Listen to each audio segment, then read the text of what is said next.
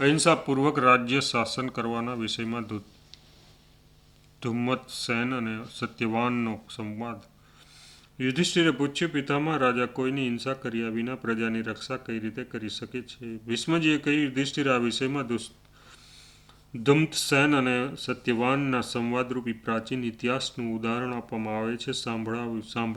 સાંભળ્યું છે. એક દિવસ સત્યવાને જોયું કે પિતાની આજ્ઞાથી મોટી સંખ્યામાં અપરાધીઓ ફાંસીએ ચડાવવા માટે લઈ જઈ રહ્યા છે. તે સમયે તેમણે પિતા પાસે જઈને કહ્યું, પિતાજી, એ સત્ય છે કે ક્યારેક ઉપરથી અધર્મ જેવું લાગનારું કાર્ય ધર્મ થઈ જાય છે અને ધર્મ જેવું પ્રતીત થનારું કાર્ય પણ અધર્મનું રૂપ ધારણ કરી લે છે. તો કોઈનો પ્રાણ લેવો એ તો કોઈ રીતે ધર્મ થઈ શકતો નથી. ધુમ્મતસેન બોલ્યા, બેટા, જો અપરાધીઓનો વધ કરવો પણ અધર્મ હોય તો ધર્મ કયો છે? જો ડાકુ મરાઈ ન જાય તો ધર્મ અધર્મ મળીને એક થઈ જશે. કળયુગમાં તો લોકો બીજાની વસ્તુને સીધી હડપ કરી લેવા ચાહે છે. આ વસ્તુ મારી છે તેથી તેની નથી આવું કહેવા લાગે છે. આવી દશામાં દંડ વિના લોકયાત્રાનો નિર્વાહ કઈ રીતે થઈ શકે? જો તમે દંડ વિના નિર્વાહનો કોઈ ઉપાય જાણતા હો તો બતાવો. સત્યવાને કહ્યું, પિતાજી, ક્ષત્રિય, વૈશ્ય અને શૂદ્ર આ ત્રણેય વર્ણોને બ્રાહ્મણોને આધીન કરી દેવા જોઈએ. જ્યારે ચારેય વર્ણોના લોકો ધર્મના બંધનમાં બંધાઈને તેનું પાલન કરવા લાગશે તો તેમને જોઈને બીજા મનુષ્યો, સૂત, માગધ વગેરે પણ ધર્મનું આચરણ કરશે. જો કોઈ બ્રાહ્મણની આજ્ઞા ન માને તો બ્રાહ્મણો રાજા પાસે જઈને કહેવું જોઈએ કે અમુક વ્યક્તિ મારી વાત સાંભળતી નથી. પછી રાજા તે વ્યક્તિને દંડ કરે. દંડ વિધાન એવું હોવું જોઈએ કે જેમાં પ્રાણ જવાનો ભય ન હોય. નીતિશાસ્ત્રની આલોચના અને અપરાધીના કાર્ય પણ સારી રીતે વિચાર કર્યા વિના દંડ આપવો ઉચિત નથી. રાજા જ્યારે ડાકુઓનો વધ કરે છે ત્યારે તેમની સાથે મોટી સંખ્યામાં નિરપરાધી મનુષ્યો, ડાકુઓના માતાપિતા, સ્ત્રી, પુત્ર વગેરે પણ કાળનો કોળિયો બની જાય છે. તેથી રાજાએ બહુ જ સમજી વિચારીને દંડનો નિર્ણય કરવો જોઈએ. દુષ્ટ મનુષ્ય પણ ક્યારેક સાધુ પુરુષના સંગથી સુધરીને સુશીલ બની જાય છે તથા ઘણા દુષ્ટ લોકોના સંતાનો સારા નીકળે છે. આથી દુષ્ટોને પ્રાણદંડ આપીને તેમના મૂળને કાપી નાખવું ન જોઈએ. તેમની જડ ઉખાડી નાખવી એ સનાતન ધર્મ નથી. હળવો એવો શારીરિક દંડ આપવો જોઈએ જેનાથી તેમના પાપોનું પ્રાયશ્ચિત થઈ જાય અથવા તેમનું સર્વસ્વ છીનવી લેવાનો ભય દેખાડવામાં આવે, કેદ કરી લેવામાં આવે અથવા નાક, કાન વગેરે કાપીને તેમને કદરૂપા બનાવી દેવામાં આવે. પ્રાણદંડ આપીને તેમના કુટુંબીઓને દુઃખી કરવા એ તો કદાપી ઉચિત નથી. આ જ પ્રમાણે જો તેઓ પુરોહિત બ્રાહ્મણોના શરણમાં જઈ ચૂક્યા હોય તો પણ રાજાએ તેમને દંડ ન આપવો. પ્રજાપતિની આજ્ઞા છે કે જો દુષ્ટ પુરુષો બ્રાહ્મણના શરણે જઈને એવી પ્રતિજ્ઞા કરે કે આજથી અમે કોઈ પાપ કે અપરાધ નહીં કરીએ તો એમને છોડી દેવા જોઈએ. પરંતુ વારંવાર અપરાધ કરવાથી તેને અગાઉની જેમ દંડ આપ્યા વિના છોડવો ઉચિત નથી. માથું મુંડાવીને દંડ અને મૃગચર્મ ધારણ કરનાર સંન્યાસી પણ જો પાપ કરે તો તેને પણ દંડ આપવો જોઈએ. ધુમ્મતસેને કહ્યું, બેટા, જે રીતે શક્ય બને પ્રજાને ધર્મની મર્યાદામાં રાખવી જોઈએ. આ જ રાજાનો ધર્મ છે. લૂંટારાઓનો વધ ન કરવામાં આવે તો તેઓ સઘળી પ્રજાને કષ્ટ પહોંચાડશે. પહેલા લોકોને રસ્તે લાવવા એ સહેલું હતું કેમ કે તેઓ કોમળ સ્વભાવના હતા. સત્યમાં તેમની વિશેષ રુચિ હતી તથા દ્રોહ અને ક્રોધની માત્રા તેમનામાં બહુ ઓછી હતી. તે સમયે અપરાધીને ધિક્કારવાને જ ભારે દંડ ગણતા હતા. પછી ધીરે ધીરે લોકોમાં અપરાધની પ્રવૃત્તિ વધવા લાગી. તેથી વાગ્યદંડનો પ્રચાર થયો. અપરાધીને કડવા શબ્દો સંભળાવીને છોડી દેવાતો હતો. ત્યાર પછી દંડ વસૂલ કરવાની પ્રથા ચાલુ થઈ હતી.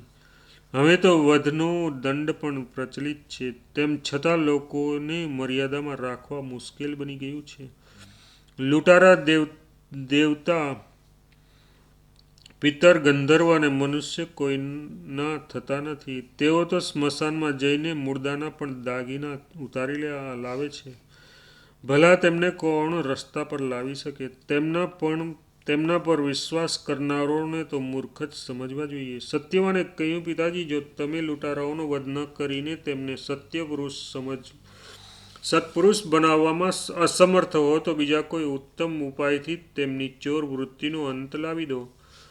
કેટલાય રાજા લોક કલ્યાણ માટે કઠોર તપસ્યા કરે છે. તેમને જોઈને તે રાજ્યમાં રહેનારા દુષ્ટો લજ્જિત થાય છે અને તેઓ પોતાના આચરણને સુધારીને રાજાના જેવા જ સદાચારી બની જાય છે. ઘણી ખરી પ્રજા માત્ર ભય દેખાડવાથી સન્માર્ગ પર આવી જાય છે. તેથી શ્રેષ્ઠ રાજા પોતાના સદવ્યવહારથી જ પ્રજા પર દીર્ઘકાળ સુધી શાસન કરે છે. તેઓ અપરાધીઓના પ્રાણ લેતા નથી. જો રાજા ઉત્તમ આચરણ કરે તો બીજા લોકો પણ તેનું અનુસરણ કરે છે. મોટાઓના આચરણોનું અનુસરણ કરવું મનુષ્યનો સ્વભાવ છે. જે રાજા સ્વયં વિષય ભોગ માટે ઇન્દ્રિયોનો ગુલામ થઈ ગયો હોય તે પોતાના મનને કાબૂમાં રાખી શકતો નથી. જો બીજાને સદાચારનો ઉપદેશ આપવામાં આવે તો લોકો તેની હસી ઉડાવે છે. જો કોઈ માણસ દંભ કે મોહના કારણે રાજાની સાથે કોઈ અનુચિત વ્યવહાર કરે તો કોઈ પણ ઉપાયે તેનું દમન કરવું જોઈએ. આમ કરવાથી જ તે પોતાની બુરી આદત છોડી દે છે. જે રાજા પોતાની પ્રવૃત્તિને રોકવા ચાહતો હોય તેને પહેલાં પોતાનું મન વશ કરવું જોઈએ. ત્યાર પછી પોતાના સગા સંબંધીઓ અપરાધ કરે તો તેમને પણ ભારે દંડ આપવો જોઈએ. જ્યાં પાપ કરનારા નીચને મહાન સંકટનો સામનો કરવો પડતો નથી ત્યાં પાપ વધે છે અને ધર્મનો હાસ થાય છે. પિતાજી, એક દયાળુ બ્રાહ્મણે મને આ ઉપદેશ આપતા કહ્યું હતું કે તાત સત્યવાન, મારા પૂર્વજોએ કૃપા કરીને મને એવું શિક્ષણ આપ્યું હતું. તેથી રાજાએ સતયુગમાં જ્યારે ધર્મ પોતાના 4 પગ પર રહેલો હોય છે ત્યારે અગાઉ જણાવ્યા પ્રમાણે અહિંસામય દંડનું જ વિધાન કરવું જોઈએ. ત્રેતાયુગ આવ્યા પછી ધર્મનો પ્રચાર 1/4 ઓછો થઈ જાય છે. તે સમયની સ્થિતિ અનુસાર વાગ્દંડ દ્વારા પ્રજાનું શાસન કરવું ઉચિત છે. દ્વાપરમાં ધર્મના 2 ચરણ રહી જાય છે. તે સમય માટે આ અર્થદંડયુક્ત છે, પરંતુ કળયુગમાં તો ધર્મનો 1/4 જ રહી જાય છે. તેથી તે સમયે મનુષ્યનું આયુષ્ય, શક્તિ અને કાળનો વિચાર કરીને દંડનું વિધાન કરવું ઉચિત છે. સ્વયંભૂ મનુએ પ્રાણીઓ પર અનુગ્રહ કરીને જણાવ્યું છે કે મનુષ્યે અહિંસામય ધર્મનું જ પાલન કરવું જોઈએ, જેથી તે સત્ય સ્વરૂપ પરમાત્માની પ્રાપ્તિ કરનારા મહાન ધર્મથી વંચિત ન રહેવા પામે. કપિલ દ્વારા સ્યુમરશ્મિ સમક્ષ નિવૃત્તિ પ્રધાન ધર્મની શ્રેષ્ઠતાનું પ્રતિપાદન. યુધિષ્ઠિરે પૂછ્યું, પિતામહ, એક જ ઉપદેશ લઈને ચાલનારા ગૃહસ્થ ધર્મ અને યોગ ધર્મમાં શ્રેષ્ઠ કયો ધર્મ છે? ભીષ્મજીએ કહ્યું, યુધિષ્ઠિર, બંને ધર્મ મહાન છે, બંનેનું પાલન કઠણ છે, બંને ઉત્તમ ફળ આપનારા છે અને બંનેનું સત્પુરુષોએ આચરણ કર્યું છે. હું એ બંને ધર્મની પ્રામાણિકતા વિશે કહું છું. તમે એકાગ્રચિત્તે સાંભળો. આનાથી તમારા મનનો સંશય દૂર થઈ જશે. આ વિષયમાં જાણકાર લોકો સ્યુમરશ્મિ અને કપિલના સંવાદરૂપ પ્રાચીન ઇતિહાસનું ઉદાહરણ આપતા હોય છે. એ આ પ્રમાણે છે. કપિલજી બોલ્યા, સ્યુમરશ્મે, યમ નિયમોનું પાલન કરનાર યતિ જ્ઞાન માર્ગનો આશ્રય લઈને બ્રહ્મપદને પ્રાપ્ત થાય છે. સંપૂર્ણ લોકમાં ક્યાંય પણ એમની ગતિનો અવરોધ નથી. તેમને ઠંડી, ગરમી અને દ્વંદ્વો વ્યથિત કરતા નથી. તેઓ કોઈની આગળ માથું ટેકવતા નથી કે કોઈને આશીર્વાદ પણ આપતા નથી. એટલું જ નહીં, તેઓ કામનાઓના બંધનમાં પણ બંધાતા નથી. આ બધા જ પ્રકારના પાપોથી મુક્ત, પવિત્ર તથા શુદ્ધ ચિત્ત થઈને વિચરે છે. તેમને બુદ્ધિ એક નિશ્ચિત સિદ્ધાંત પર સ્થિર હોય છે. તેઓ બધું જ છોડીને મોક્ષને અપનાવે છે, બ્રહ્મમાં જ નિવાસ કરે છે અને સ્વયં પણ બ્રહ્મ સ્વરૂપ હોય છે. શોક તેમનો સ્પર્શ કરી શકતો નથી અને રજોગુણનો અંશ પણ તેમનામાં રહેતો નથી. તેમને સનાતન લોકની પ્રાપ્તિ થાય છે. આ ઉત્તમ ગતિને પ્રાપ્ત કરી લીધા પછી તેમને ગૃહસ્થ ધર્મ પાળવાની શી જરૂર છે? સ્યુમરશ્મિએ કહ્યું, જ્ઞાન પ્રાપ્ત કરીને પરબ્રહ્મમાં સ્થિર થઈ જવું એ જ જો પુરુષાર્થની ચરમ સીમા છે, તો જો તે જ ઉત્તમ ગતિ છે, ત્યારે તો ગૃહસ્થ ધર્મનું મહત્વ એથી એ વધી જાય છે, કેમ કે ગૃહસ્થનો સહારો લીધા વિના કોઈ પણ આશ્રમ ન તો ચાલી શકે છે અને ન જ્ઞાન નિષ્ઠાનું પ્રદાન પણ કરી શકે છે. જેમ સઘળા પ્રાણીઓ માતાની ગોદ ખોળાનો સહારો મેળવીને જીવન ધારણ કરે છે, તે જ પ્રમાણે ગૃહસ્થાશ્રમના અવલંબનથી જ બીજા આશ્રમો ટકી શકે છે. ગૃહસ્થો જ યજ્ઞ અને તપ કરે છે અને મનુષ્ય પોતાના કલ્યાણ માટે જે પણ ચેષ્ટા કરે છે, જે કોઈ ધર્મનો આશ્રય લે છે, તે બધાનું મૂળ ગૃહસ્થાશ્રમ જ છે. સઘળા પ્રાણીઓ સંતાન ઉત્પાદન કરીને સુખી થાય છે, પરંતુ સંતાનનું મોં જોવાની સુવિધા ગૃહસ્થાશ્રમ સિવાય બીજે ક્યાંય હોય છે. વૈદિક ધર્મની સનાતન મર્યાદા ત્રણેય લોકનું હિત કરનારી છે. બ્રાહ્મણ, ક્ષત્રિય અને વૈશ્ય ત્રણેય વર્ણોમાં ગર્ભાધાન પૂર્વે વેદ મંત્રનો ઉપદેશ થાય છે. ત્યાર પછી પ્રત્યેક સંસ્કારમાં તથા અન્ય કાર્યોમાં પણ તેમની આવશ્યકતા રહે છે.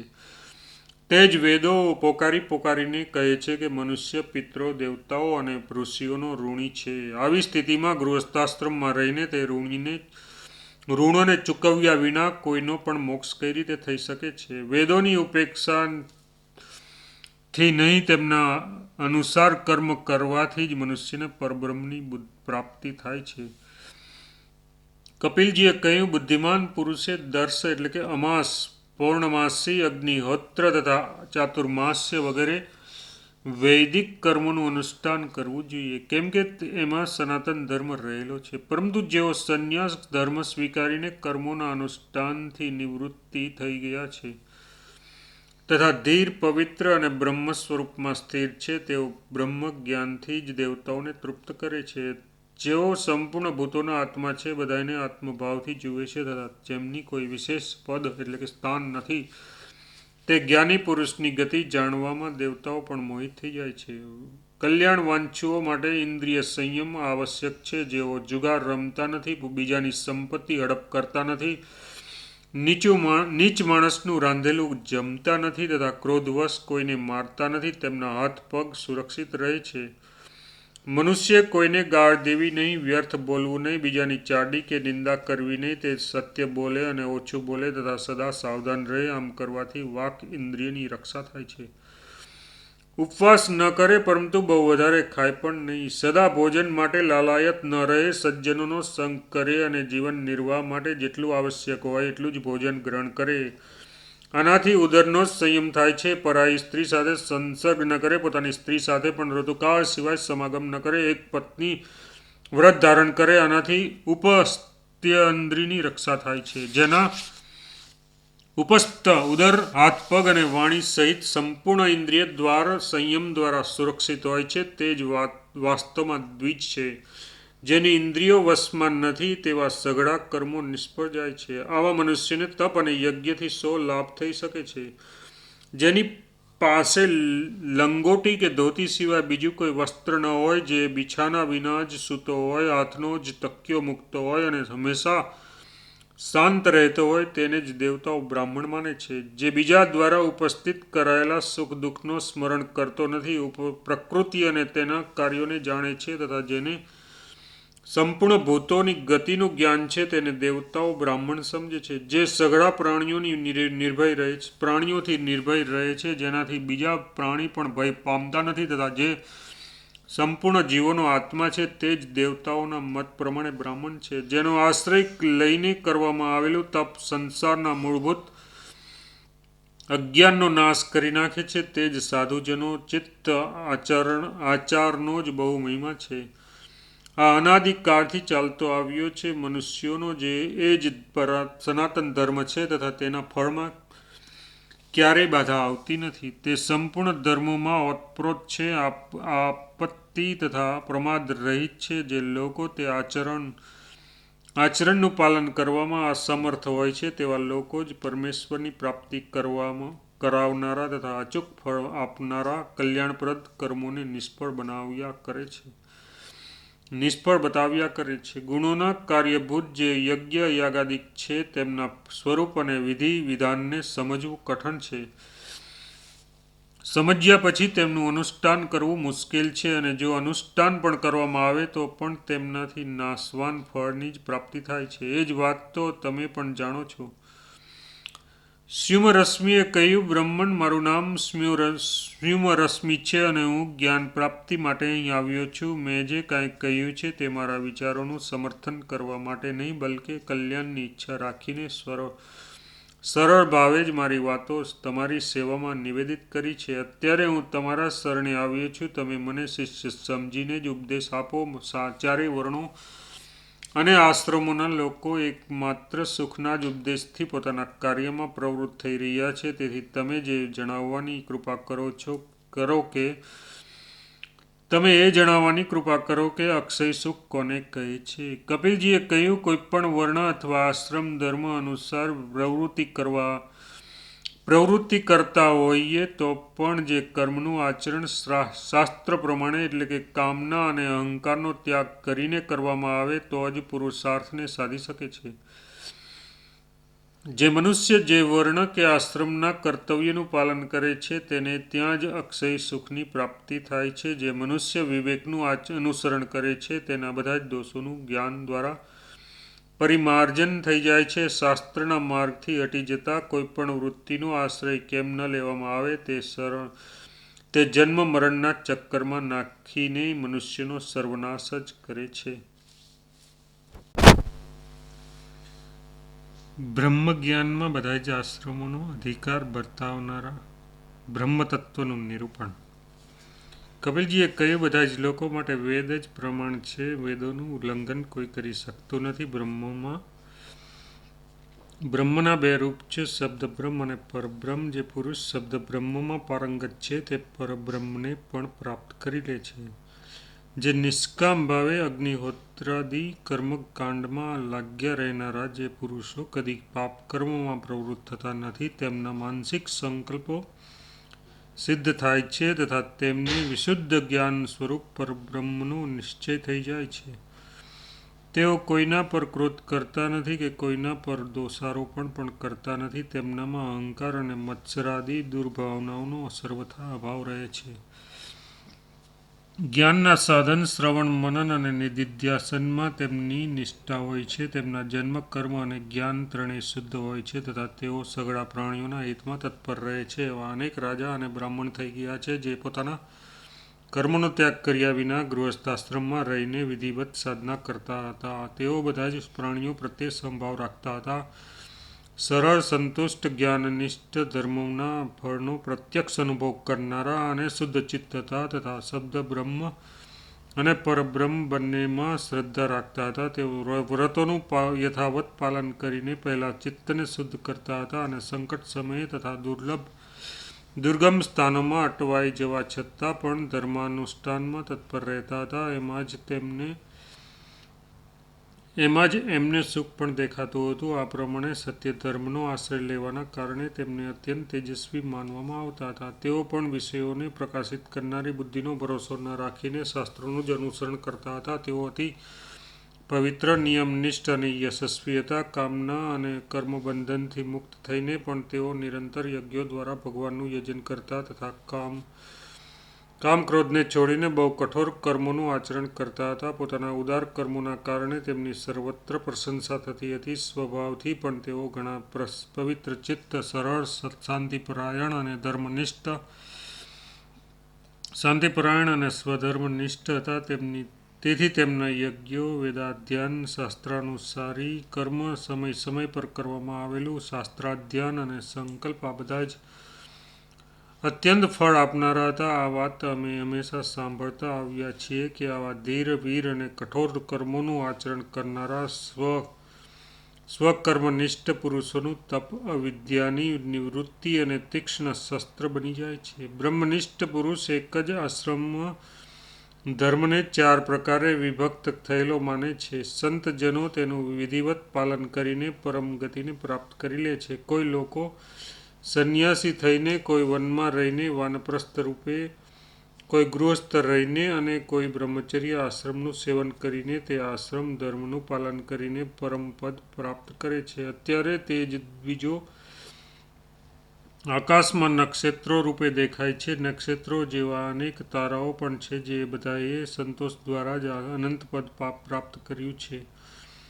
એવો વૈદિક સિદ્ધાંત છે જે આ પ્રમાણે બ્રહ્મચર્યનું પાલન કરે છે, ગુરુ સેવામાં તત્પર રહે છે, દ્રઢ નિશ્ચય વાળો છે અને શાંત ચિત્ત છે, તે જ બ્રાહ્મણ છે. તેના સિવાય બીજો કયો બ્રાહ્મણ હોઈ શકે? ચારે વર્ણ અને ચારે આશ્રમોના જે તે તૃષ્ણાહીન, વિશુદ્ધ બુદ્ધિ અને મોક્ષપરાયણ પુરુષો માટે જાગ્રત વગેરે ત્રણ અવસ્થાઓમાં સાક્ષી તુર્યાનો અનુભવ કરાવનારો તે સમ દમાદિ રૂપી ધર્મ સમાન જ છે. શુદ્ધ ચિત્ત અને સંયમાત્મા બ્રાહ્મણો તે સનાતન બ્રહ્મને પ્રાપ્ત કરે છે. જેઓ સંતોષી અને ત્યાગી છે તેઓ જ જ્ઞાનના અધિકારી છે. આ મોક્ષદાયી વિદ્યા યતિઓનો સનાતન ધર્મ છે. આ યતિ ધર્મ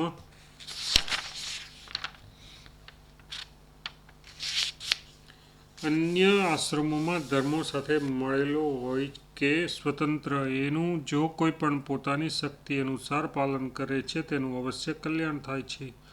માત્ર શક્તિહીન એટલે કે સાધનમાં તત્પરતા ન રાખનારા પુરુષોથી જ આ ધર્મનું પાલન કરવાનું સાહસ થતું નથી. પવિત્રાત્મા તો એના દ્વારા પરમાત્મ પદ પ્રાપ્ત કરવાની ઈચ્છા કરીને જે સંસારથી મુક્ત થઈ જાય છે. સ્મ્યુરશ્મિએ પૂછ્યું, ભગવાન, તમે તો જ્ઞાનનિષ્ઠ છો અને ગૃહસ્થો કર્મનિષ્ઠ હોય છે, પરંતુ તમે અત્યારે નિષ્ઠામાં બધા જ આશ્રમોની એકતાનું પ્રતિપાદન કરી રહ્યા છો. આ પ્રમાણે જ્ઞાન અને કર્મની એકતા અને પૃથકતા બંનેનો ભ્રમ થવાથી એનો યથાર્થ ભેદ સમજાતો નથી. તેથી તમે તેને યથાર્થ રીતે સમજાવવાની કૃપા કરો. કપિલજીએ કહ્યું, કર્મોથી મન શુદ્ધ થાય છે અને જ્ઞાનથી પરમગતિ મળે છે. જ્યારે કર્મો દ્વારા ચિત્તના દોષો નષ્ટ થઈ જાય છે ત્યારે મનુષ્ય રસ સ્વરૂપ જ્ઞાનમાં સ્થિર થાય છે. બધા જ પ્રાણીઓ પર દયા, ક્ષમા, શાંતિ, અહિંસા, સત્ય, સરળતા, અદ્રોહ, નિરભિમાનતા, લજ્જા, તિતિક્ષા અને સમ એ બ્રહ્મપદના ઉપાય છે. એમના દ્વારા મનુષ્ય પરબ્રહ્મને પ્રાપ્ત કરી લે છે. વિદ્વાન પુરુષે આ પ્રમાણે કર્મફળનો નિશ્ચય સમજવો. જે સ્થિતિને સંતુષ્ટ, શાંત, વિશુદ્ધ ચિત્ત અને જ્ઞાનનિષ્ઠ પુરુષો પ્રાપ્ત કરે છે તેનું જ નામ પરમગતિ છે.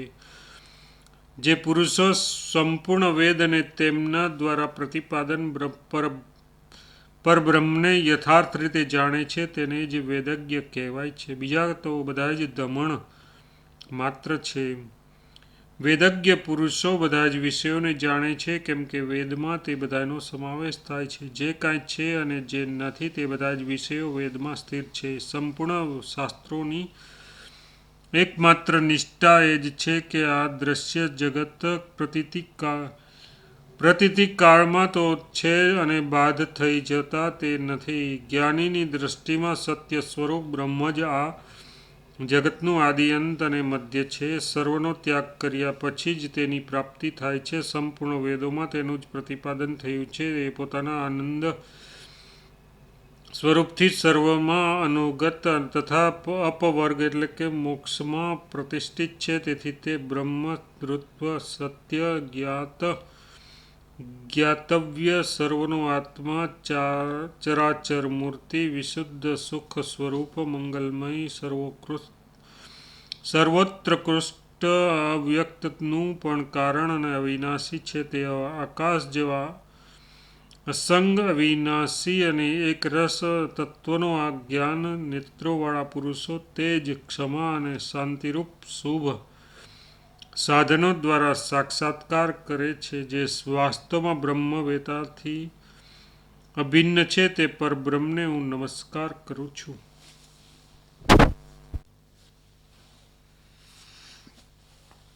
ધર્મની પ્રધાનતા જણાવવા માટે એક બ્રાહ્મણ અને કુંડધાર મેઘની કથા. રાજા યુધિષ્ઠિરે પૂછ્યું, પિતામહ, વેદોએ ધર્મ, અર્થ અને કામ ત્રણેયની પ્રશંસા કરી છે. તેથી તમે મને એ જણાવો કે આમનામાં પ્રાપ્ત કરવા યોગ્ય શ્રેષ્ઠ શું છે? ભીષ્મજીએ કહ્યું, આ વિષયમાં એક પ્રાચીન ઇતિહાસ છે. એકવાર કુંડધાર નામના મેઘે પ્રસન્ન થઈને પોતાના એક ભક્ત પર કૃપા કરી હતી. તે પ્રસંગ હું તમને સંભળાવું છું. કોઈ સમયે એક નિર્ધન બ્રાહ્મણને સકામ ભાવે ધર્મ કાર્ય કરવાની ઈચ્છા થઈ.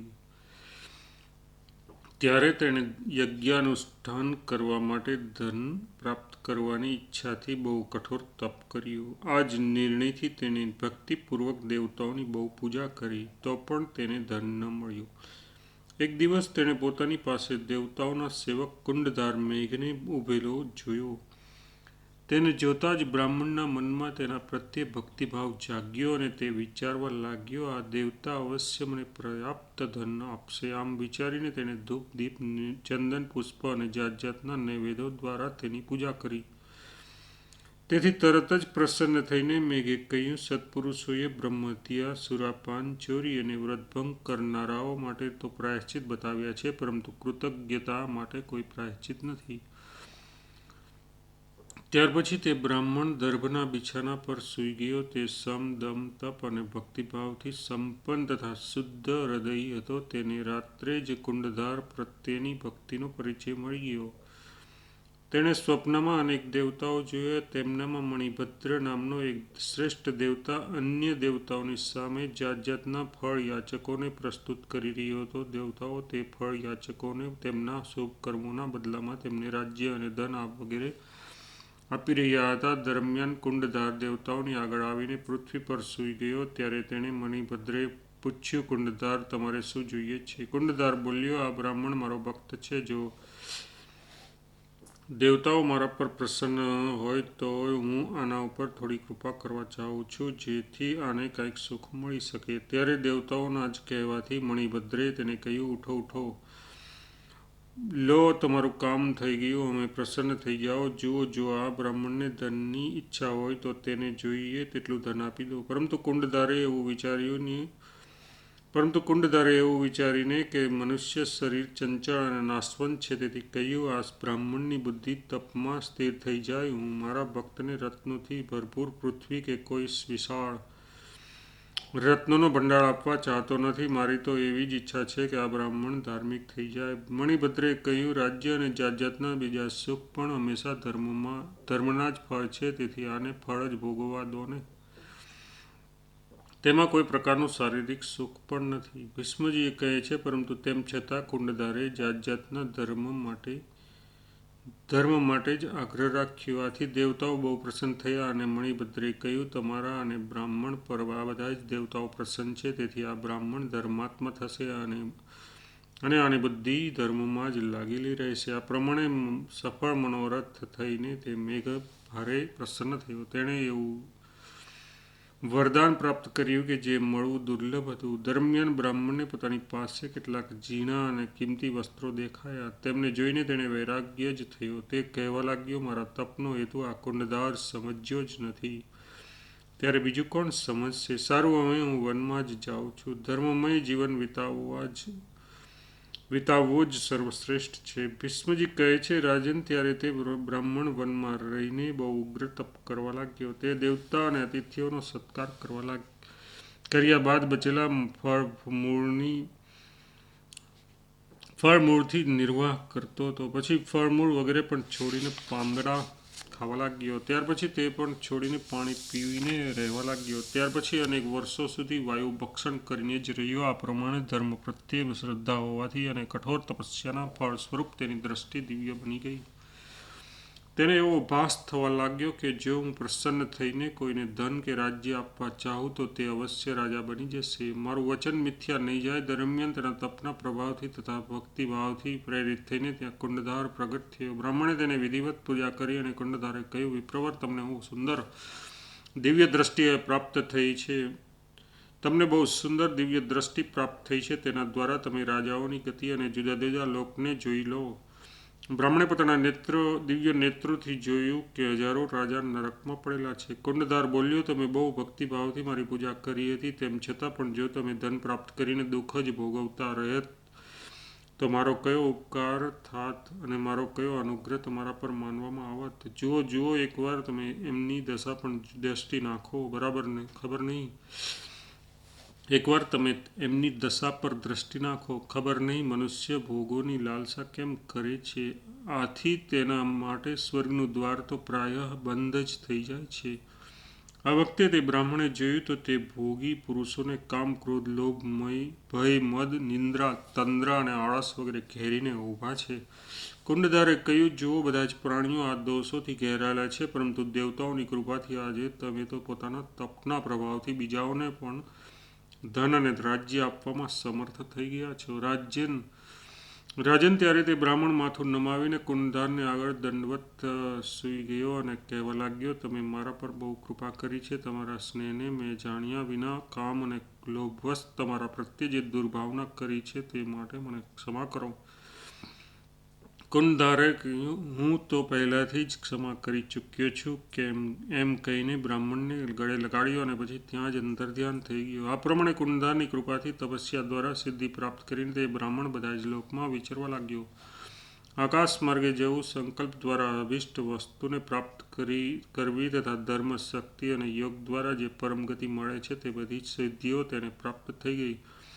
દેવતાઓ, બ્રાહ્મણો, સંતજન, યક્ષ, મનુષ્ય અને ચારણ એ બધા જ ધાર્મિકોનો જ આદર કરે છે, ધનવાન અને કામી પુરુષોનો નહીં. રાજન, દેવતાઓનો તમારા પર બહુ અનુગ્રહ છે, તેથી તમારી બુદ્ધિ ધર્મમાં સ્થિર છે. ધનમાં તો સુખનો અંશ માત્ર રહે છે, પરમ સુખ તો ધર્મમાં જ છે.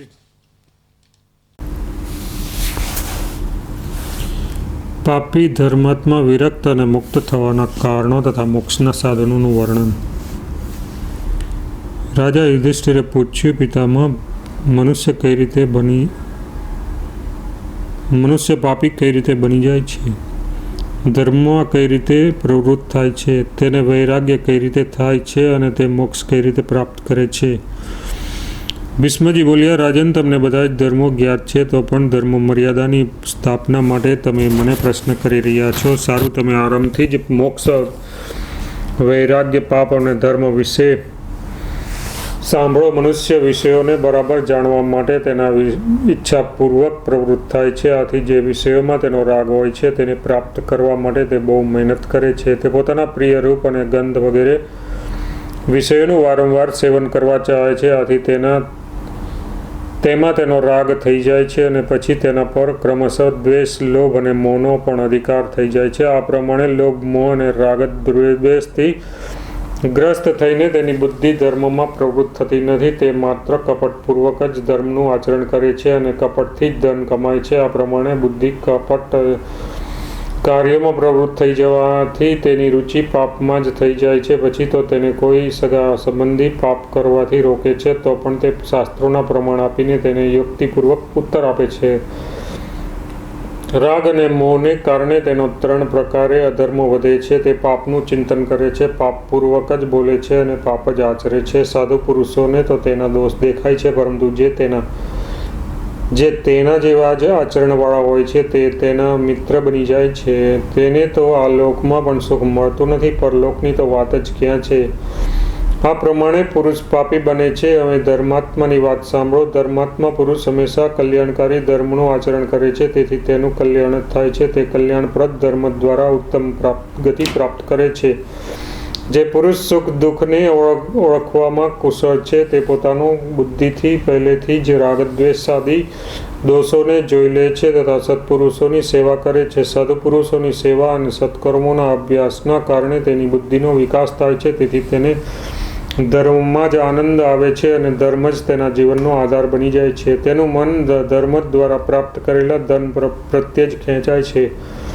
તેને જ્યાં ગુણ દેખાય છે તેના મૂળને સિંચે છે. આ પ્રકારના આચરણથી મનુષ્ય ધર્માત્મા બને છે અને તેને ધર્મનિષ્ઠ સુહૃદયો પ્રાપ્ત થાય છે. આવા સાચા મિત્રો અને પવિત્ર સંપત્તિ પામીને તે આ લોકમાં સુખી થાય છે અને પરલોકમાં પણ સુખ પામે છે. આવો પુરુષ શબ્દાદિ 5 વિષયો પર પ્રભુત્વ પ્રાપ્ત કરી લે છે, પરંતુ તે ધર્મનું આવું ફળ પ્રાપ્ત કરીને પણ હર્ષથી ફૂલાઈ જતો નથી. તે આનાથી તૃપ્ત ન થવાના કારણે વિવેક દ્રષ્ટિથી વૈરાગ્યને દ્રઢ કરે છે. જ્ઞાન નેત્ર ખુલી જવાના કારણે તેને કામાદિ વિષયોમાં સુખ દેખાતું નથી અને તેનું મન વિષયોથી મુક્ત થઈ જાય છે, એટલે તે ધર્મને છોડતો નથી. સંપૂર્ણ લોકને નાશવાન સમજીને તે ધર્મના ફળરૂપી સ્વર્ગ આદિનો પણ ત્યાગ કરવાનો પ્રયત્ન કરે છે અને મોક્ષ માટે સતત પ્રયત્ન કરતો રહે છે. આ પ્રમાણે મનુષ્યની ધીરે ધીરે વૈરાગ્યમાં પ્રવૃત્તિ થાય છે. તેથી તે પાપોનો ત્યાગ કરીને ધર્માત્મા બની જાય છે અને પરિણામે મોક્ષ પ્રાપ્ત કરી લે છે. ભરત શ્રેષ્ઠ, તમે મને પાપ, ધર્મ, વૈરાગ્ય અને મોક્ષના વિષયમાં જે પ્રશ્ન પૂછ્યો હતો તેનો મેં જવાબ આપી દીધો. તેથી તમારે તમામ પરિસ્થિતિઓમાં ધર્મનું જ આચરણ કરવું જોઈએ, કેમ કે લોકો ધર્મમાં અચળ રહે છે અને સદા રહેનારી પરમ બુદ્ધિ પ્રાપ્ત થાય છે. રાજા યુધિષ્ઠિરે પૂછ્યું, પિતામહ, તમે ઉપાય દ્વારા મોક્ષ પ્રાપ્તિ બતાવી, ઉપાય વિના નહીં, તો હવે હું વિધિવત તેનો ઉપાય સાંભળવા ઈચ્છું છું. ભીષ્મજી બોલ્યા, મહાપ્રાજ્ઞ, તમે જાતના ઉપાયોથી સર્વદા સર્વ પ્રકારના હિતકર સાધનની શોધ કર્યા કરો. તેથી તમારામાં આ સૂક્ષ્મ વસ્તુઓની પરીક્ષા કરવાનો ગુણ હોવો સ્વાભાવિક છે. જુઓ, જે માર્ગ પૂર્વ સમુદ્ર તરફ જાય છે તે પશ્ચિમ તરફ જઈ શકતો નથી. એ પ્રમાણે મોક્ષનો પણ એક જ માર્ગ છે. સાંભળો, હું તેનું વિસ્તારથી વર્ણન કરું છું. મુમુક્ષ પુરુષે ક્ષમાથી, ક્રોધનો સંકલ્પ ત્યાગથી, કામનાનો ભગવત ધ્યાનાદિ સાત્વિક ગુણોના સેવનથી, નિંદ્રાનો અપ્રમાદથી, ભયનો આત્મચિંતનથી, શ્વાસ પ્રશ્વાસનો તથા ધૈર્યથી, ઈચ્છા, દ્વેષ અને કામનો નાશ કરવો જોઈએ. ભ્રમ, મોહ અને સંશય રૂપી આવરણનો શાસ્ત્રના અભ્યાસથી તથા લક્ષ્યથી વિસ્મૃતિ અને ચિત્તનું અન્યત્ર ચાલ્યા જવું, એ બંને દોષોનું જ્ઞાનાભ્યાસથી દમન કરવું. વાત પિત્તાદિથી થનારા ઉપદ્રવો અને રોગોનું હિતકારી, સુપાચ્ય અને પ્રમાણસર આહારથી, લોભ અને મોહનું સંતાપથી અને વિષયોનું તત્વદ્રષ્ટિથી નિરાકરણ કરવું. અધર્મને દયાથી, ધર્મનું પાલન કરીને, આશાને ભવિષ્યના ચિંતનનો ત્યાગ કરી અને અર્થને આસક્તના ત્યાગથી જીતો. વસ્તુઓની અનિત્યતાનું ચિંતન કરીને, સ્નેહનો યોગાભ્યાસ દ્વારા, શ્રદ્ધાનો, કરુણા દ્વારા, અભિમાનનો અને સંતોષથી તૃષ્ણાનો ત્યાગ કરો. તંદ્રાનો ઉભા રહીને, તર્ક વિતર્કનો નિશ્ચય દ્વારા, બહુ બોલવાનો મૌન દ્વારા અને ભયને હિંમત દ્વારા કાબૂમાં કરો. વાણી વગેરે બાહ્ય ઇન્દ્રિયોનો મનનો, બુદ્ધિમાં, બુદ્ધિનો આત્મામાં અને તેના શુદ્ધ ચેતન પરમાત્મામાં નિરોધ કરવો. આ પ્રમાણે મનુષ્ય શુદ્ધ અને પવિત્ર કર્મ થઈને પરમાત્મ પદનું જ્ઞાન પ્રાપ્ત કરવું જોઈએ. એના માટે તેને કામ, ક્રોધ, લોભ, ભય અને નિંદ્રા એ 5 દોષોને છોડીને વાણીનો સંયમ રાખતા રહીને યોગાભ્યાસ કરવો. ધ્યાન, અધ્યયન, દાન, સત્ય, લજ્જા, નમ્રતા, ક્ષમા, શૌચ, આહાર શુદ્ધિ અને ઇન્દ્રિય સંયમ એ બધાથી મનુષ્યનું તેજ વધે છે અને તેનું પાપ નષ્ટ થઈ જાય છે. એના સંકલ્પો સિદ્ધ થવા લાગે છે અને હૃદયમાં વિજ્ઞાનનો આવિર્ભાવ થાય છે. આ પ્રમાણે જ્યારે તે નિષ્પાપ અને તેજસ્વી થઈ જાય છે ત્યારે તેને મિતાહાર કરતા રહીને, ઇન્દ્રિયોને જીતીને તથા કામ, ક્રોધને કાબૂમાં રાખીને પોતાના શુદ્ધ સ્વરૂપને પરબ્રહ્મમાં સ્થિર કરવાનો સંકલ્પ કરવો. અમૂઢતા, અનાસક્તિ, કામ, ક્રોધનો ત્યાગ, દીનતા, ગર્વ અને ઉદ્વેગથી દૂર રહેવું તથા નિષ્કામ ભાવથી મન, વાણી અને શરીરનો સંયમ કરવો, આ જ મોક્ષનો શુદ્ધ અને નિર્મળ માર્ગ છે.